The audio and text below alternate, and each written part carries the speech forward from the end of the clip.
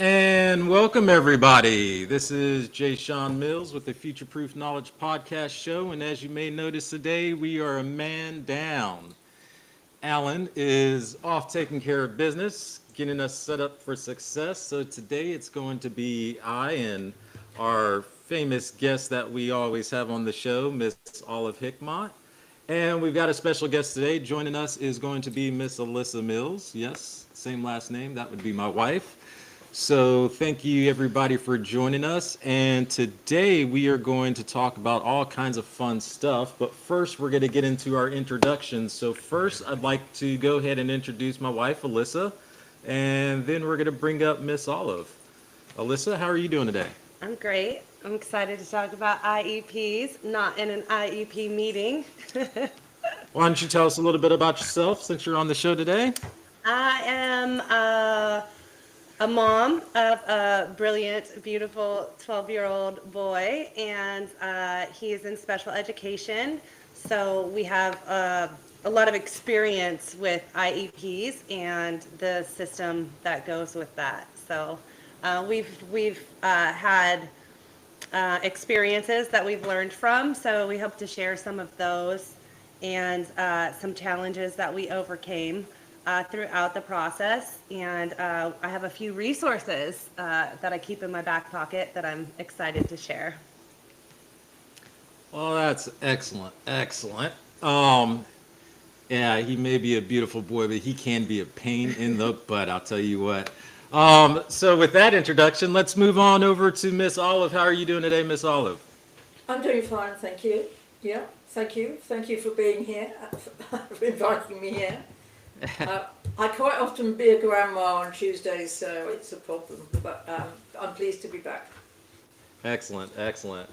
Well, without any further ado, I think what we'll do is we'll let Miss Alyssa here go ahead and lean into with a bit about IEPs. So IEPs, this is something that for families of children with special needs or even without special needs, oftentimes in school, if a child is struggling or they need help, academics or other areas within school, then there's often a process called an IEP, and it's essentially a contract between the parents and the school, and it outlines what the school year is going to look like and what accommodations may or may not be given. So basically, it's your roadmap for the year. They can be done once a year, multiple times a year, depending on progress or regressions. But it's something that the first time you go into one, it's very intimidating. It's you sitting across the table from 6 to 10 people, and they all have their agenda, and you're a parent trying to suck it all in from everybody. And by the time you walk out of there, you're like, what the heck just happened? And then an hour later, you're like, oh, wow, I wish I would have known because I would have answered this way. I would have had this for an answer. So it can be a quite stressful situation. What is your what's your biggest worries or fears when you're getting ready or preparing to go into IEP, Alyssa? I think I'm past the worry and fear part. I've come to understand that an IEP is a living document and can be changed at any time. It is a contract. It's a federal contract, but you can change it and you can have another IEP meeting. Some of the terms that I have gained experience with is get a copy of the IEP before the IEP meeting so that you can go over it. And also, it's very important for the parent to lead the IEP meeting.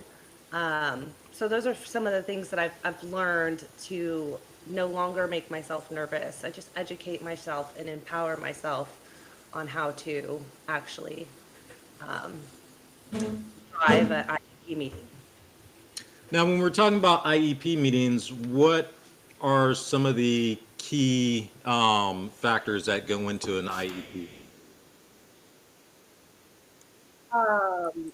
goals, academic goals, making sure that everybody's on the same page, everybody understands all of the goals, and then also the implementation of the goals, making sure that those are there and that they're measurable. Those are some important factors in how you OEP classroom. If it's not measurable, is this measurable? Is this being implemented? How is this being implemented? And is it truly individualized? So let me throw in a definition here so we can make sure our users have a clear understanding. I'm never going to talk to you in terms that GCVA or professional will talk to you in. I'm always going to get you straight, layman terms. But Read a definition verbatim. So an individualized education program, that is an IEP, is a legally binding document in the United States. And it's not just in the United States. Every country, for the most part, has a version of the IEP, whether you're in Ireland, the UK, the US. Everyone has an IEP of some sort. So it's a legally binding document. It's created for public school students who are eligible for special education. It is designed to meet the unique educational needs of a child with a disability. The IEP is a cornerstone of the Individuals with Disabilities Education Act, the IEDEA, a federal law ensuring that children with disabilities have access to free and appropriate education. Now, that last part I mentioned is probably the most important word parent of a child with special needs could ever know, at least in the US. And that's the FAPE, free appropriate public education. Every student is granted the right to a free and appropriate public education. And I think that goes for whatever country you're in. Every student has a right to free education and an appropriate education that neurotypical or non-neurotypical student would have access to. Everyone should be on the level playing field.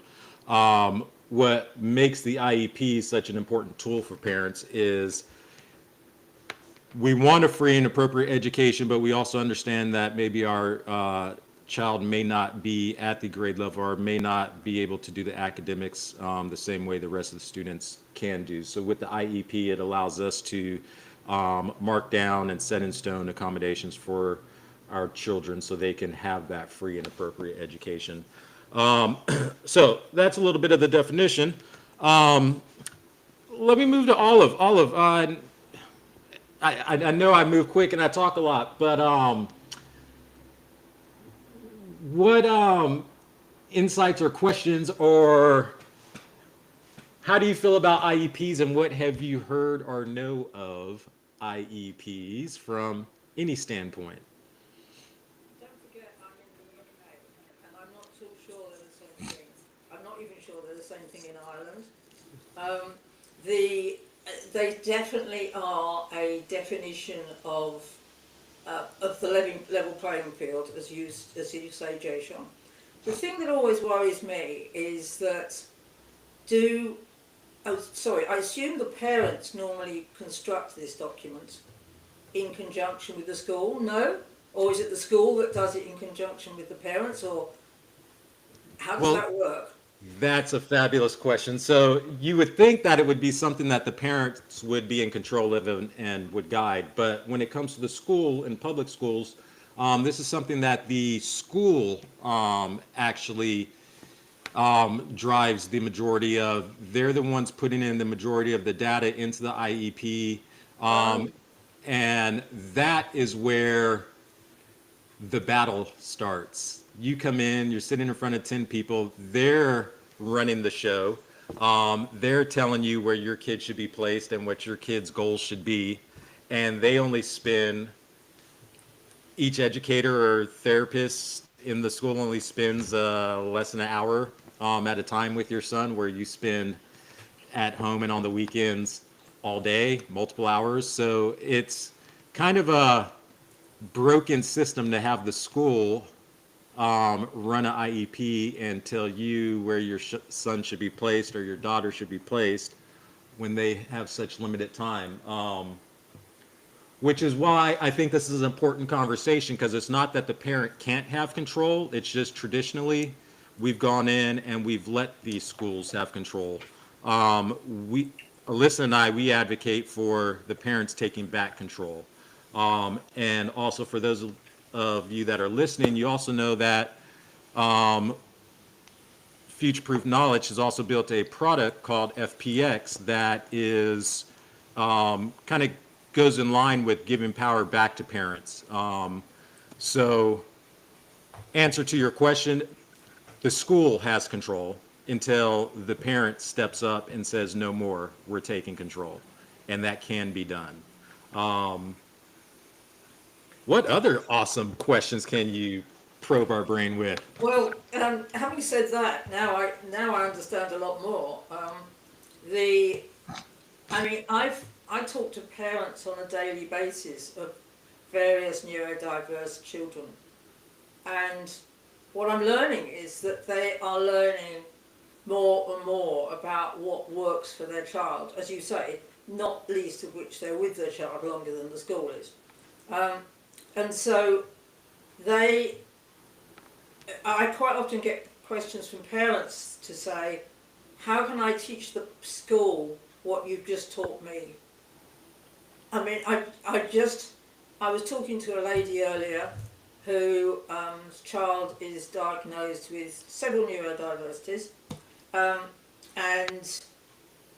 but is a really lovely lad, and she was saying that he's beginning to get really nervous, and the school is saying, well, he's beginning to get really nervous, full stop, you know, and so we need to talk about this. But nobody is actually offering a sort of suggestion or a reason why this might be, and it's the parent or a independent person, I think, who has spent their life knee deep in this sort of stuff, and goes, this is really worth looking at. For example, I'll give you an example. With autistic children and ADHDers, they normally have really good mental images, as I've probably talked to Jashon about before.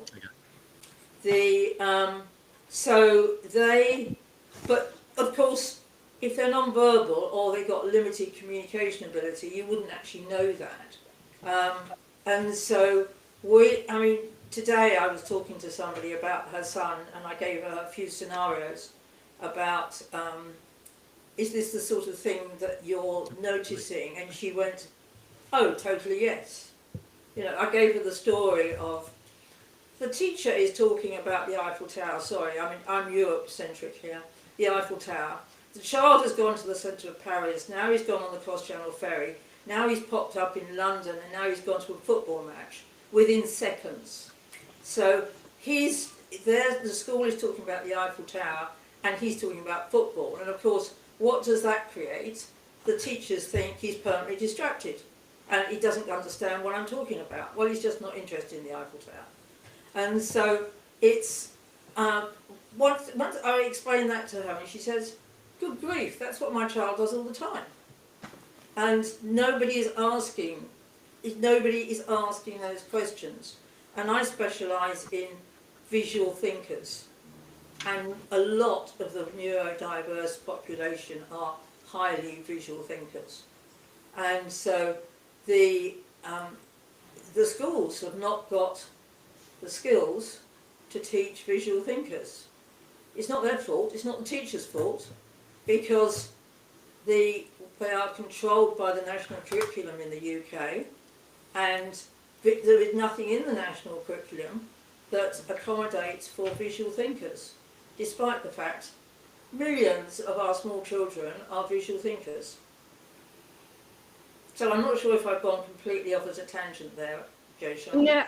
No, not at all. I have something similar our son's behaviors at school were interfering with him being able to do academics, and none of the teachers there were trained to understand or know how to interact with my son's behaviors. So it's a similar correlation. I can't blame the teachers. They're not required to know how to be a behavioral therapist. They're teachers, academics. So, and then also our goals should be academics at school.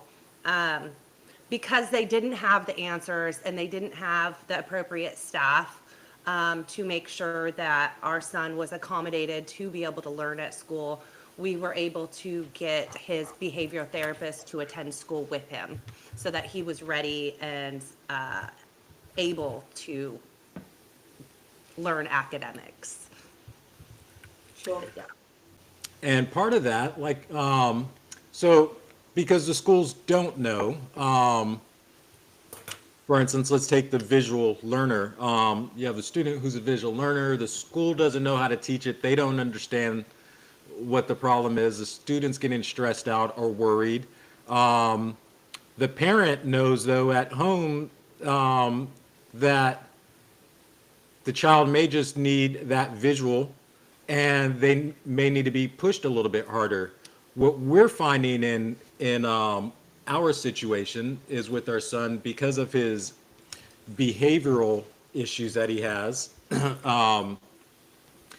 they are less apt to push him harder in his academics because it may trigger a behavioral action that they'll have to deal with, and they're not sure how to deal with it. So in our situation, they're being very mild in the way they give him what's the word I'm looking for? So they should be testing him harder. The stuff they're giving him is too easy and he's been doing it for too long. And let's say numbers like 2 + 2. I think they've been working on that for like a couple of years now, and they're not challenging him. So they're afraid to challenge him because if he has a meltdown, then they're caught off guard. So they've been keeping the studies as something simple that they know won't cause a meltdown, where at home we challenge them often and we expect more of them. And I think he thrives from that. So where the IEP comes into play is, as a parent, when you notice your child is a visual learner, let's say, like we were talking about, and the school's not picking up on it, the IEP meeting is your chance to say, look, my son's a visual learner, or my child, they need to be taught in this certain way. Now, even though the school may not be teaching in that way, once you put that in the IEP and you sign that contract, the school is now mandated to either hire somebody who can teach in that way or to train a teacher to teach in that way. But unless you fight for that and you put it in paper, the school will keep continuing to do the things they've always done in the same traditional way and not really pushing. So this gives the parents a chance to really say, no, I need you guys to step up your game. I need you to do this in this way, start introducing visual learning. And I mean, so much to the extent that I've provided my own educational content. There's a certain software that I think my son likes. So I'm requiring the school to not use what they've been using, but to use what I'm providing, because I believe it's a better system. It's more visual for my son and more interactive. And because it's in the IEP, they'll have to do it. Now, you can't just throw everything at the IEP and think they're going to accept it. That's where the fight and the battle comes in. And that's where my second tip to IEPs will come into play. Anytime you can, bring a friend, a family member, a third party who's not truly invested in the school or Emotionally involved with your kid. emotionally involved, bring an advocate. I mean, it can be your friend from down the street. It can be a cousin, your sister, your brother. Bring somebody, because they'll be able to have extra ears. And they'll be able to see things you're not seeing, hear things you're not hearing, and cue you in when something doesn't sound right. Because even if you have two parents there, there's 10 people talking at you, and there's a lot of note taking. By the time you get done with an IEP, you're at about 30 pages of information that none of it makes sense. And with that, you can request and notify everybody. You can record the IEP meeting so that you can go back and watch it and learn from it. Also, there are advocates. So when Jashon was referencing to bring a friend or a neighbor or, another adult there with you, you can hire advocates, at least here in the United States. An advocate would then also be an expert in special education in the state that you live in, so they would understand your state laws. And there's a great organization called COPA, and that's COPAA. It's the Council of Parent Attorney Advocates.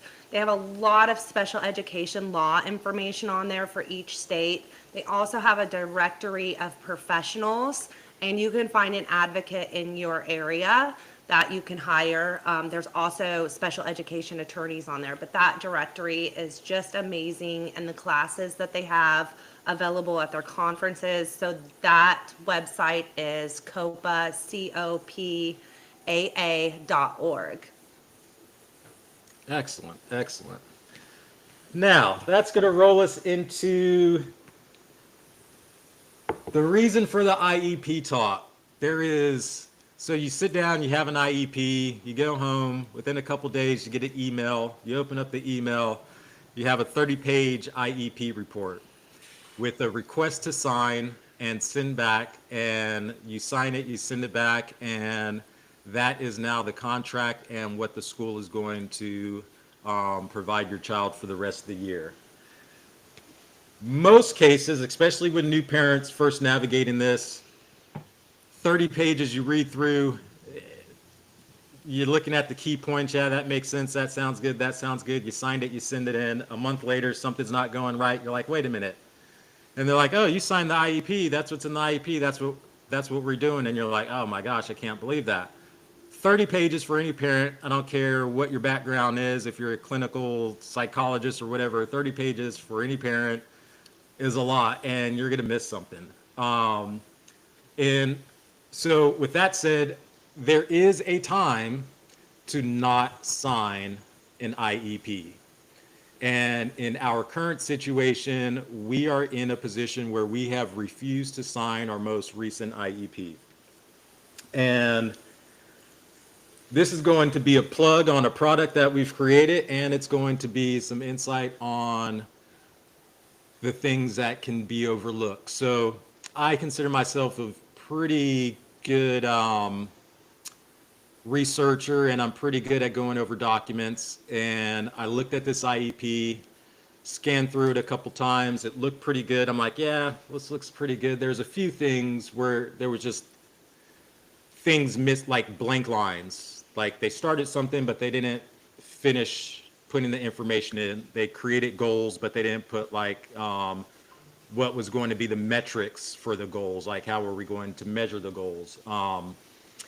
So simple things like that. I was like, you know what, can you guys fill this in, make sure it's complete before I sign it? That gave me a couple more days to sign it, so I went ahead and I ran the IEP through my FPX system that I designed initially for my son alone. Now it's for everybody.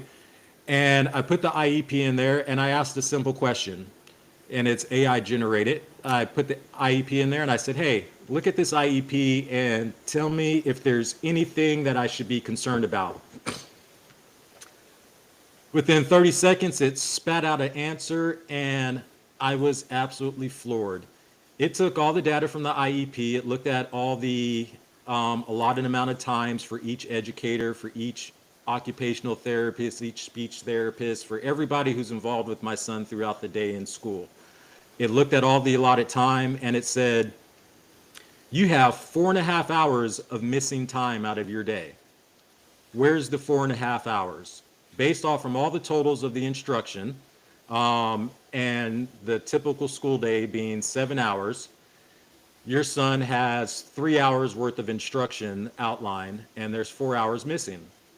So I'm like, that's interesting. So we go through, we're looking at all the documents, and sure enough, the first half of his day, first couple hours, are pretty well taken care of.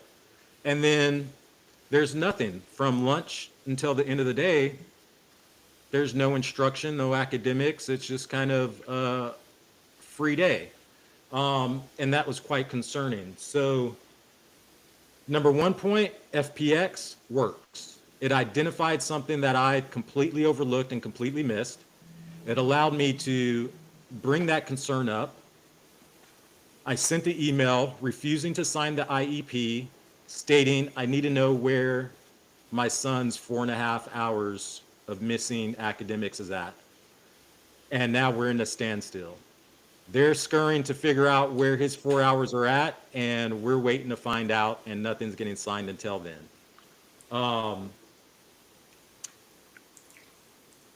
So that's the power of FPX, the CNS app. It will really help you find and identify loopholes and missing data within big documents. So that was very exciting for us. So that's where we're at right now with our IEP. We're in a standstill. We refuse to sign it. They need to find 4.5 hours of missing time for my son. Now, this is actually more common than not.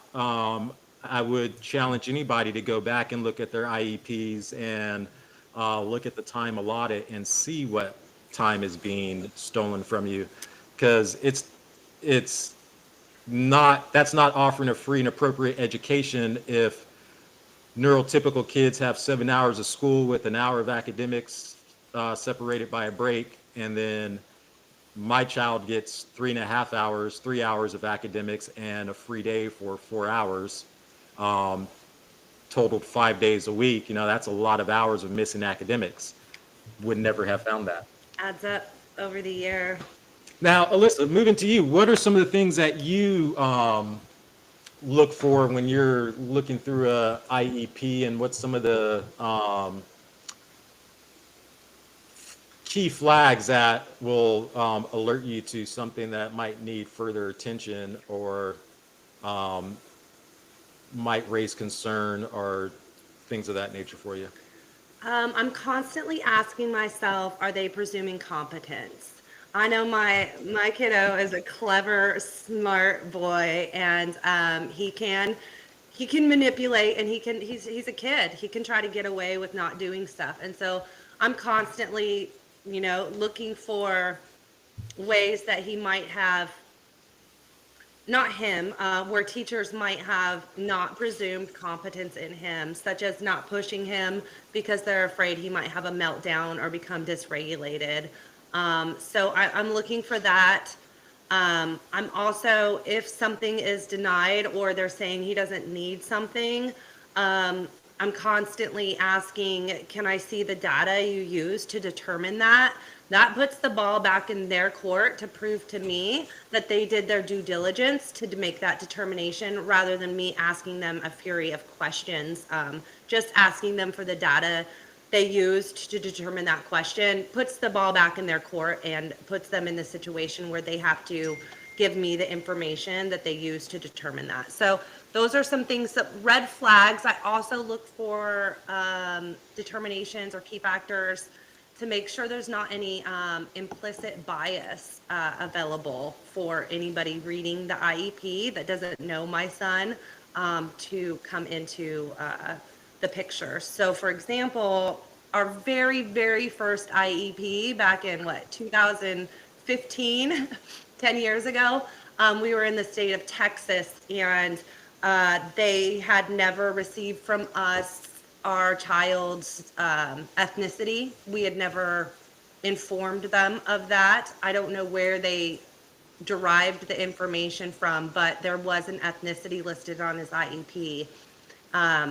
And that was a red flag to me. I had never provided that information, and I asked for it to be removed because I don't know how they could look at him and just know his ethnicity without asking me. And that there shows a little bit of implicit bias. So that's some of the things that I'm looking for. But with FPX being able to go over the IEP I really am not scared of IEPs anymore. I feel like I have an expert on my side that is not biased, that is not emotionally involved, that's not for the schools or for anybody but my son's data.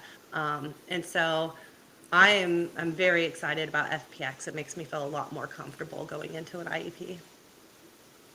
Now, Olive, with your experience, this isn't necessarily IEP related, but I think it all kind of ties into it in a certain way. With your experience, um, how is how should parents look at placement and that conversation with the school um, at the start of, okay, so we've had a summer, we come back to the school for a new year, our son has special needs. How should a parent approach that? And what's the word I'm looking for?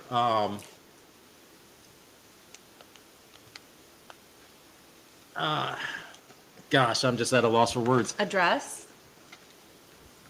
Well, Olive's an expert in like education, so I'm trying to get her input on like how should a parent advocate for their student, knowing that the schools are the way the schools are. You've been around the school system, you've seen the inadequacies and stuck in traditional ways, and I know you're an out of the box thinker and a more forward thinker. When parents are dealing with a child who has these special needs and there's some struggles in school, what can parents bring up to these educators to kind of Create a like a collaboration, a collaborative environment. Yeah. I think Alyssa, your word collaborative is the key word, because they haven't been, let me just back up a minute here. We've got a shed load of visual thinkers. In point of fact, we even have research that says every 4-year-old is a creative genius. Now, if you've ever had a 4-year-old, you've watched them playing with a new toy, you probably can work out that, yes, they are a creative genius. And they will carry on through life with all their extraordinary skills of creativity, curiosity, imagination, problem solving. I have a list of 40 of them that these kids have got, and we need to help them, nurture them, and improve upon them, not ignore them, which is what we do at the moment, and go, no, you're going to be taught like this. And if you aren't taught like this, if it doesn't work teaching you like this, then there's something wrong with you. I'm sorry, but there isn't. There is something wrong with the system that can't be inclusive of all children, and in particular, make a really good job with creative, imaginative kids. Because, the world needs creative, imaginative problem solvers. We've got enough problems to solve. So we really need to nurture these kids. And I think there is there's several huge problems. One of them is these kids can't do stuff because they're not bright enough. I don't believe that. I think it's the obvious.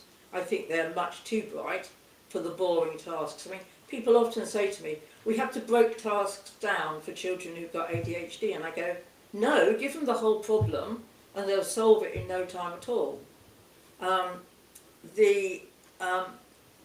Another stumbling block we've come across is that as adults go through life and don't carry on developing their creativity, imagination, etc., they tend to lose it. Other stuff takes root in their brains and they don't have so much, they lose their creativity. If you speak to the average adult, if you speak to your friends and say, are you a visual thinker? They'll probably say, no. Because, whereas some of them will say, yeah, of course, doesn't everybody think in pictures? And so we've got adults who've grown up through the system who've lost their creativity, imagination, etc. So they don't think that anybody else needs to hang on to it. And you know, we have a government in the UK who talks about growth all the time. Where are we going to get growth from if it's not creativity and imagination of things that are possible that we didn't think were possible? So try to get back onto actually your question. I think one of the best things to do is to try and, for anybody who's got a child who is meant to be neurodiverse or neurodivergent, I don't like the last term, I won't use it anymore, but to find out more about what's missing out the education system. Because most of these kids are highly visual thinkers, but they don't necessarily realise it because they haven't got the language to explain it, and their parents certainly don't realise it because they often don't think like that anyway. So educating adults, and preferably parents, in what visual thinking is all about is so valuable. And then they can start to try and influence teachers, and maybe they can find some neurodiverse teachers who actually understand it, because we've got quite a lot of those around as well at the moment. I'll give you a little story. Last week I was on grandma duty on Tuesday, which is why I wasn't here. So I went and picked up my little granddaughter from school, and she said, "Can we go up the park?" So I said, yeah, fine. So we walked up the park, and we're walking up the park knee deep along the path in leaves, because it's autumn here. You know, we've got leaves everywhere. And she looked at me, and she has this wonderful statement that says, "Bella," that's what she calls me, "Bella, did you know ... So she comes up with this idea, which we've realised is her imagination. And every time it's her imagination, she precedes it with, "Bella, did you know?" And she says, when we got to the park, she says, "Bella, did you know that when all these leaves fall down, there's men that come along with ladders and climb up the tree and glue the leaves back on again, so that they're there for next year?" And I'm going, yes, okay, fine, that's great, I can get that, that's your imagination. I didn't tell her it was her imagination. And then I said, "That's really interesting." And then she said, "There's some more people that come along, pull the trees up, shove all the leaves underneath and put them back again." And I went, "Yes, okay. Don't they fall over?" She said, no, they firmly connect them to the ground." So we went on like this with more and more outrageously crazy stories about what was going on in the park. And of course she's got some little idea that leaves, somebody said to her, leaves are good for the ground, and that they put nutrition back in the ground. So in her mind, she's picking up trees, shoving the leaves underneath and shoving the trees back again. We need to keep, I mean, that's a 4-year-old. We need to keep this amazing imagination going. The world needs it. I mean, it's fun at 4 years old, but when they get a bit older and they start, running their own companies or whatever, and coming up with amazing creations, it's all been primed out of their amazing imagination. So we have to try and educate teachers to spot it and to help them develop it. Sorry, does that help? I don't think that answers your question at all, Jashon, but No, that absolutely does. My follow-up question might get a little more out of you. So, as a mother and a grandmother, and with the experience you have now, how would you tell a new parent, a parent who's first navigating with a neurodiverse child, to initiate that conversation with the school? What does that look like for you? I'll chuck a couple more things in there. I did mention, but I'll say it again. I don't call them neurotypical and neurodivergent anymore, because I decided who has got the right to call anybody neurotypical, what is typical, and what on earth is neurodivergent. So I call them all neurodiverse now. All the kids that are going into school are neurodiverse at the age of 4. They're all thinking and doing things differently. But we Right. expect to get them to all do the same things at exactly the same time. And then what's even worse is we compare their performance against their peers. And it's the old bell curve thing, you know. A third of them are less, a third of them are more, and a third of them are sitting in the middle. I had a really stroke of luck when I was a kid at school. And I did go to school a long, long time ago. But my head teacher refused to let us compare our performance against anybody else in the same class. Not allowed. You know, when they produce lists of, we took exams, when they produced lists of results, we weren't allowed to sort them into who came first and who came last. It was absolutely banned. Very old-fashioned teacher. But so I grew up thinking, why on earth are we comparing our kids against other kids? You know, these are individuals. And it's all about mass production. You know, it's like, you know, you make widgets and you compare them against the other widgets you've made. You can't do that with human beings. I'm trying to get back to your actual question.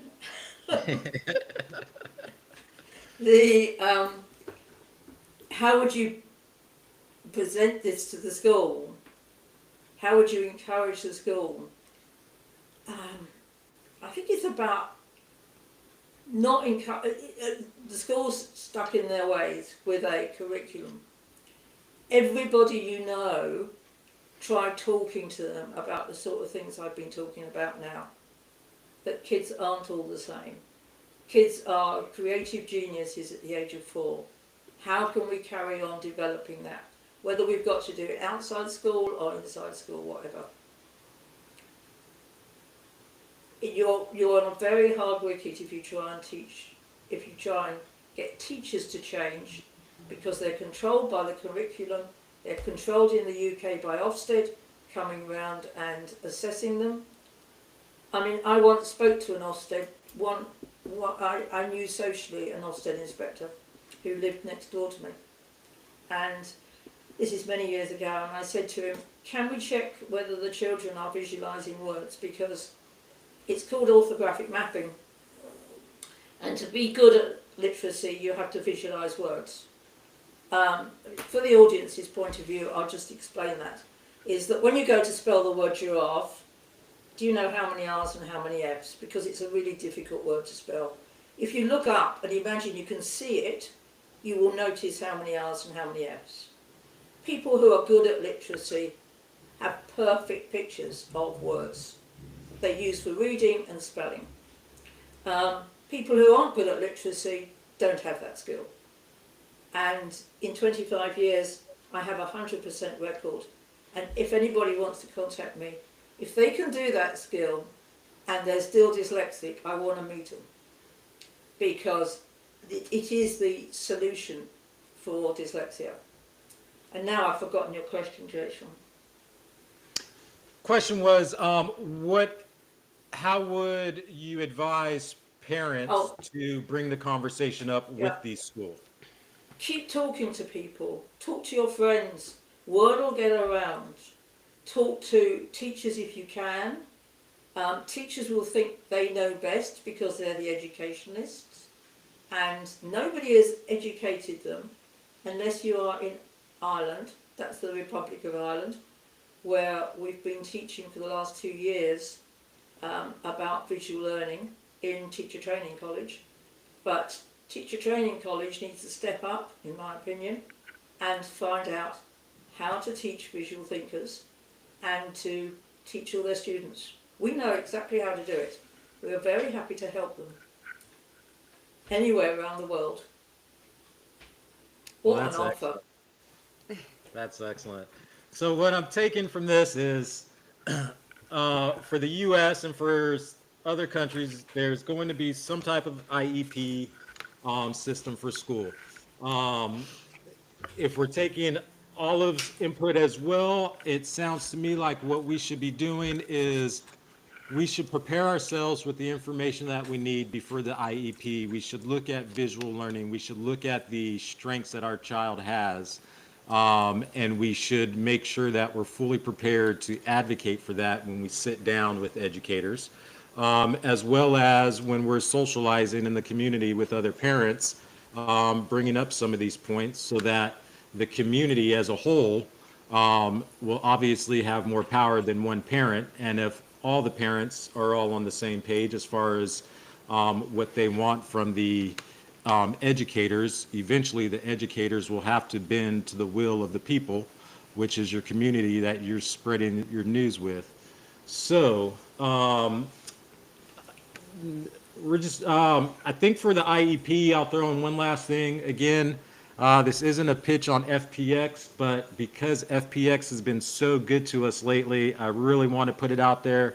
The FPX My CNS app, it is up and available. There is a free version of it for life. You can get on there. You can track a child, invite a guest, a spouse, somebody else, advocate to join the platform with you. You can upload all your documents, and the best feature on there for you right now is there is a IEP blueprint.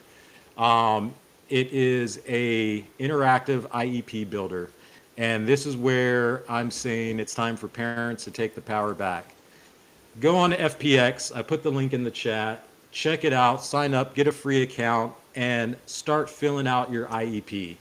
This builder will help you from start to finish. At the end, you can print your IEP. When you have your IEP meeting, take your printed copy in there, and you will have everything you need to succeed in a meeting and to get what you need out of the meeting.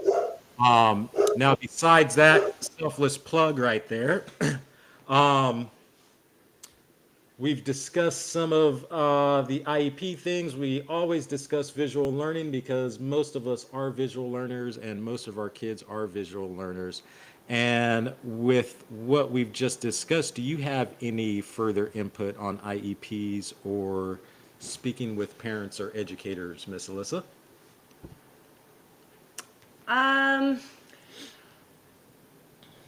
The people who are doing that are going to be in your child's life, they're going to come and go.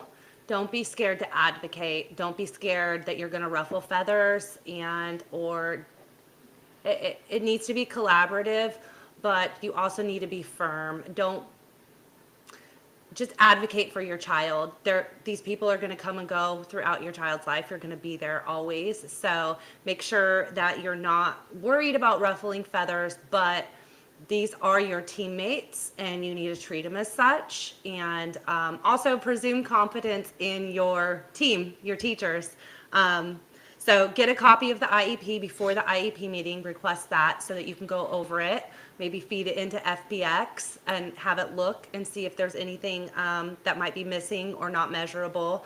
You can hire an advocate to be there with you who is an expert in special education in your local area.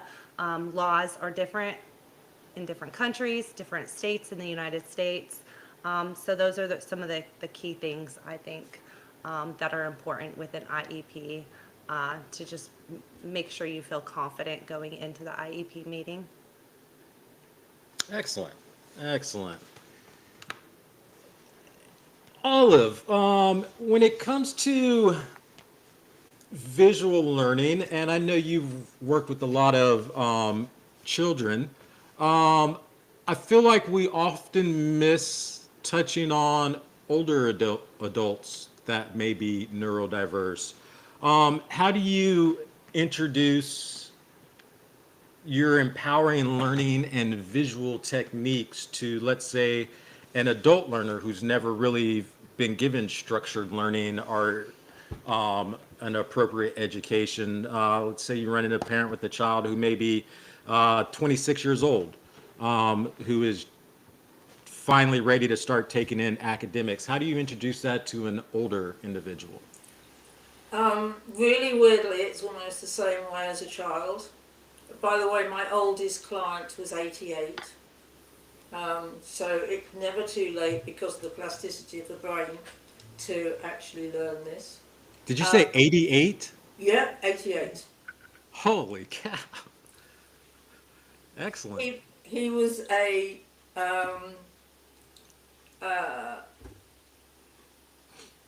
bone surgeon.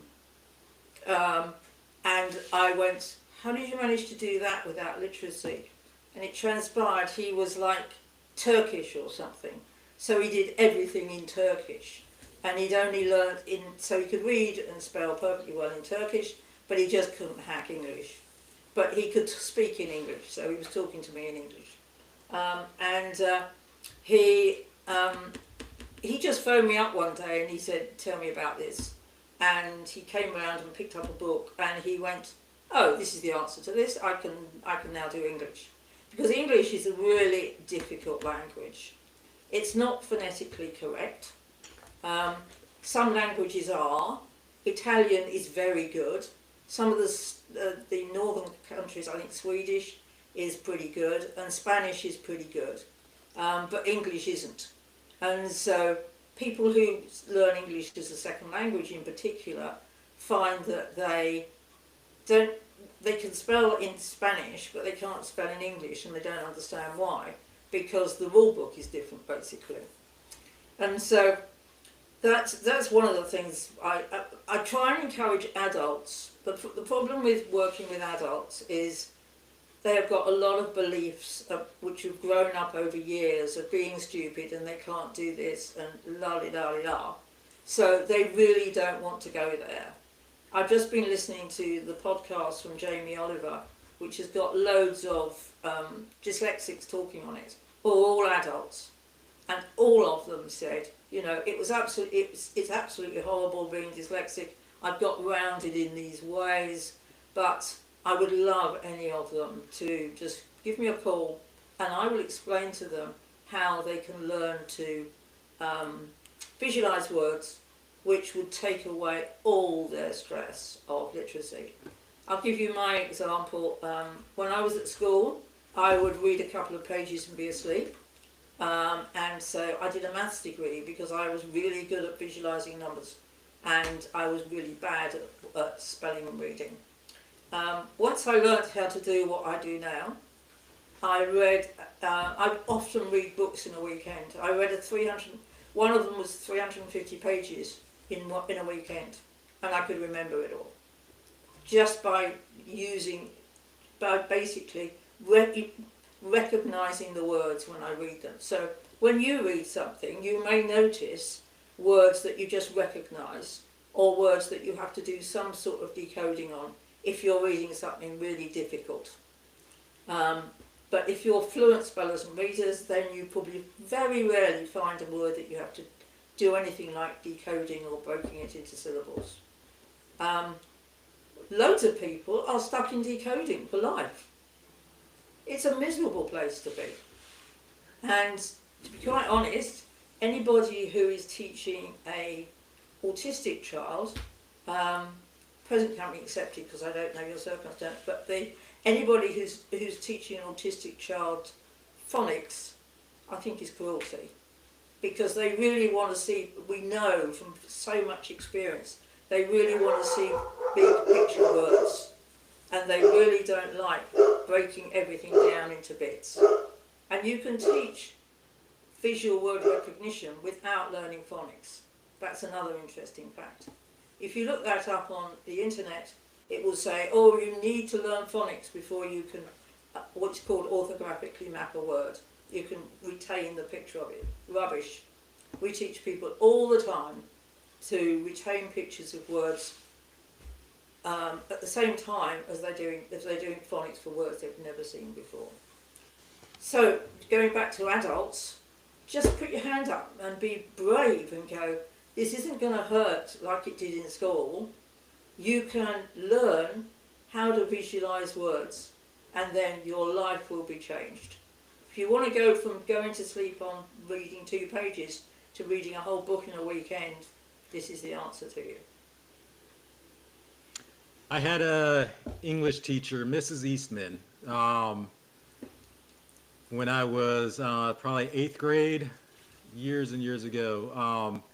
And I hated reading. I still don't care to read today, but she taught me something that made reading a little bit more enjoyable, and it helped me remember what I was reading.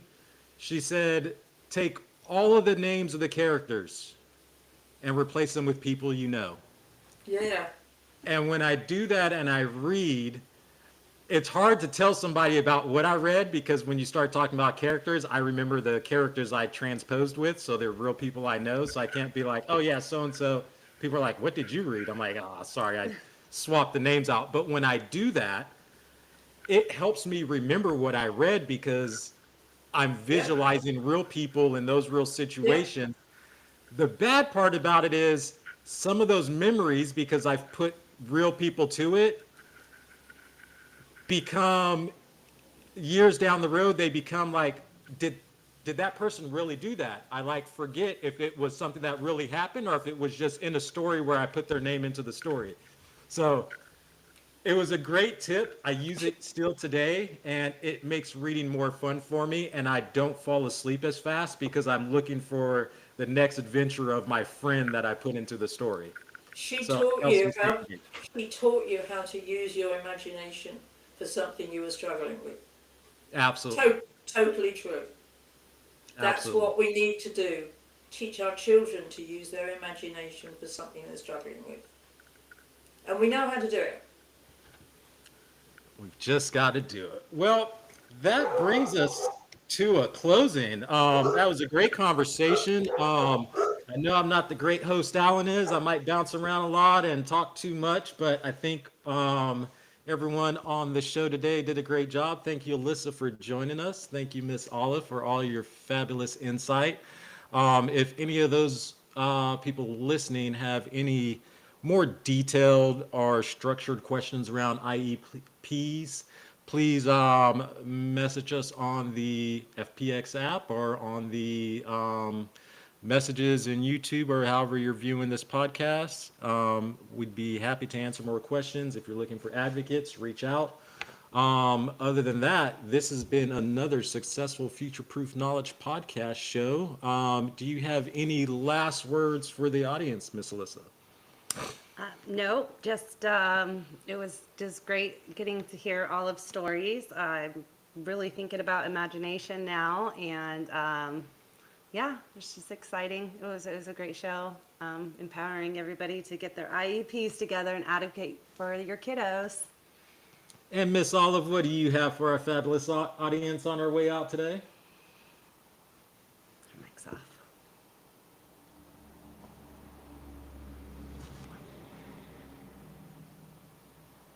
Sorry, my dogs were barking. Look into the visual pedagogy and curriculum, which is what we have built everything we do, all the coaching and all the training on, and in particular for getting over literacy. I'm about to write the second section, the second part for ADHD as well. But for the moment, just, and the biggest thing is go with their strengths. Whatever they're good at. Parents always look a bit weird at me when I ask a child what they're good at when they walk in. And some parents will say, well, I only brought them here to find out what to do about what they're bad at. And I go, no, we're going to start with what they're good at. And once we've gone through that, and then we can use their skills that they've got for doing the things that they can't do. Look for strengths. Okay? All righty. Well, thank you, everybody. This has been a great show. Be on the lookout for Alan. He should be back next week. Thank you all for joining us. And with that, we will see you next week. Bye.